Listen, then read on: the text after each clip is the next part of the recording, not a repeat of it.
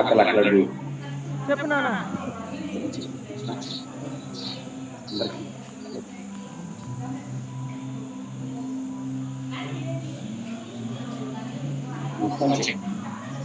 చెప్పు తల్లి, చెప్పమ్మా.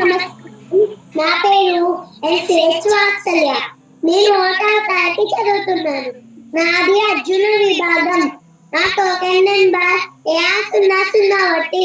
నేను మహాభారతంలోని శివచక్రవర్తి యొక్క జ్ఞానగణములు తెలుపుతాను. శివచక్రవర్తి దుఃఖదొంగ పర్వతం మీద ఓసారి యజ్ఞం చేశారు. చంద్రరామాసులు ఆ యజ్ఞానికి వచ్చారు. చక్రవర్తి అందరినీ ఘనంగా మర్యాదతో సత్కరించారు. ఆయన ఉదయానికి దానికి అందరూ ఆశ్చర్యపోయారు. ఈ చక్రవర్తిని ప్రజలందరూ ప్రశంసించారు. ఈ వార్త ఇంద్రుడి వరకు వెళ్ళింది. ఇంద్రుడు చక్రవర్తి ఔదార్యాన్ని పరీక్షిద్దామనుకున్నాడు. ఎత్తమైన మీద కూర్చొని ఉన్న శివచక్రవర్తుడిలో ఒక పావురం వారింది.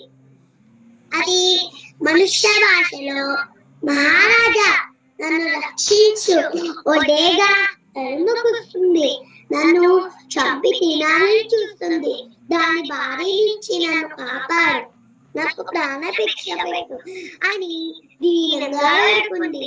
శివచక్రవర్తి పావురాన్ని ప్రేమగా మెములుతూ, నిన్ను కాపాడే బాధ్యత నాది, నీకు ఏ ప్రమాదం రాదు అని హామీ ఇచ్చారు. అంతలో అక్కడికి డేగ వచ్చింది. రాజుగారికి ఎదురుగా ఎత్తైన చోట వాలి పావురం వైపు కలకలా చూస్తుంది. పావురం భయంతో వణికిపోయింది. డేగ కూడా మానవ భాషలో, మహారాజా ఈ పావురం తప్పించుకొని వచ్చి మీ సదను కోరింది, దయతో దాన్ని నాకు వదిలిపెట్టండి అంది డేగ. ఏమిటి, పావురము డేగ రెండు మనుష్య భాషలో మాట్లాడుతున్నాయని అందరూ ఆశ్చర్యపోయారు. ఈ పావురానికి నేను అభివృద్ధించాను, ఆడి మాట తప్పను, నేను వదిలిపెట్టి వేరే అన్నారు చక్రవర్తి. రాజా, నేను ఆకలితో ఉన్నాను. ఈ పావురం దొరికినట్లే దొరికి తప్పించుకొని పారిపోయి ఈ దగ్గరకు వచ్చింది. నోటి ముందే ఆహారానికి వేయడం పావురాలను డేగలు తినడం సహజమే. ఇప్పుడు ఈ ఆహారం లేకపోతే నేను ఆకలి బాధతో నియమిస్తాను, కనుక నా ఆహారాన్ని నాకు విడిచిపెట్టండి అంది డేగ.